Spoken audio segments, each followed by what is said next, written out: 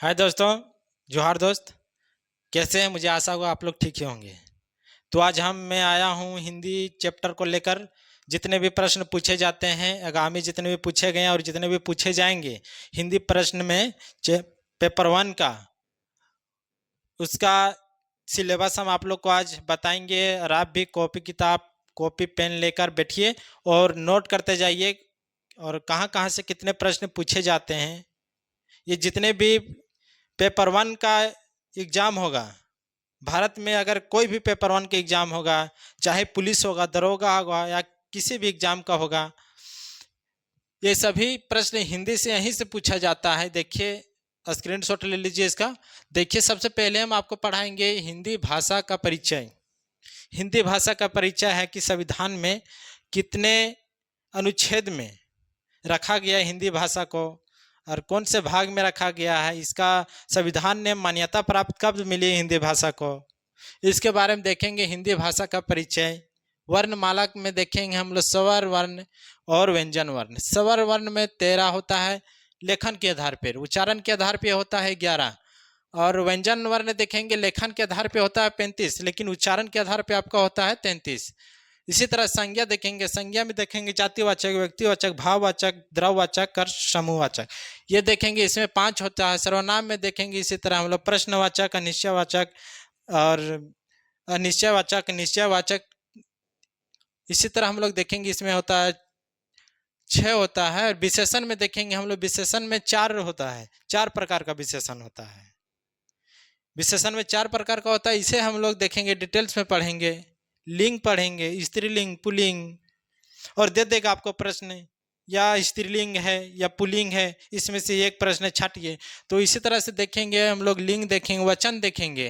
वचन होता है, उसे हम संख्या कहते हैं। बहुवचन होता है और एक वचन होता है, इसमें 2 होता है।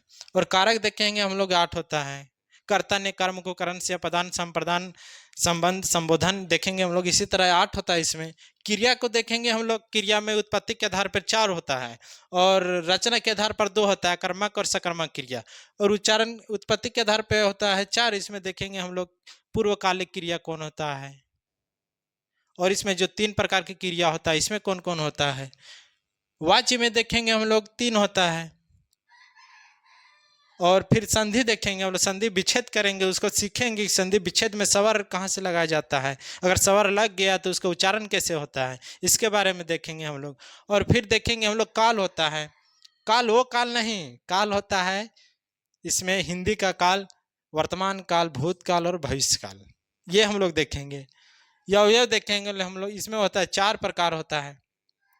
यव कैसा प्रश्न पूछा जाता है। यव मतलब हो गया कि या पुरुष हो या स्त्री हो, अगर यव आ गया तो उसमें कोई भी परिवर्तन नहीं होगा। जैसे राम जाता है, राम जाता है, राम और सीता, लक्ष्मण और राम, राम और सीता में और जो आ गया है उसे हम ही बोलते हैं यव्य। जो परिवर्तन नहीं होता उसे हम यव्य बोलते हैं। उपसर्ग देखेंगे। उपसर्ग में देखेंगे हम लोग के, उपसर्ग जो शब्द के पूर्व होता है उसे उपसर्ग कहते हैं। शब्द के जो पूर्व होता है उसे उपसर्ग कहते हैं। और शब्द का जो उत्तर में लगा होता है उसे हम प्रत्यय कहते हैं। उत्तर और पूर्व आपको समझना पड़ेगा। उत्तर होता है जो शब्द के पीछे लगा होता है, पूर्व होता है जो शब्द के आगे लगा होता है, उसे हम कहते हैं प्रत्यय और उपसर्ग। वाक्य देखेंगे, अर्थ के आधार पे कितना वाक्य होता है। अर्थ के आधार पे 8 वाक्य होता है। और रचना के आधार पे देखेंगे हम लोग 3 होता है। रचना के आधार पे 3 होता है। आप भी नोट करते चलिएगा, ये सब जितने भी हम आपको बता रहे हैं सिलेबस है, अगर आप इतने पढ़ लेते हैं तो आपका सिलेक्शन कोई नहीं रोक सकता है। और आप हमसे पढ़िएगा, देखिएगा कि आपको समझ में नहीं आता है। और देखिए, फिर होता है तत्सम, होता है तद्भव होता है। तत्सम होता है जो संस्कृत का जैसा का तैसा लिख देना, उसी तरह से उच्चारण करना, उसे कहते हैं हम तत्सम। और तद्भव कहते हैं उसे जो संस्कृत से लिया गया और उसे तोड़ मरोड़ कर हम उसे लिख दिए, उसी तरह होता है तत्सम और तद्भव। जब हम इसको पढ़ेंगे तो आप लोगों को पूरा बढ़िया से पढ़ाएंगे, एक भी प्रश्न नहीं छूटेगा। अलंकार देखेंगे हम लोग।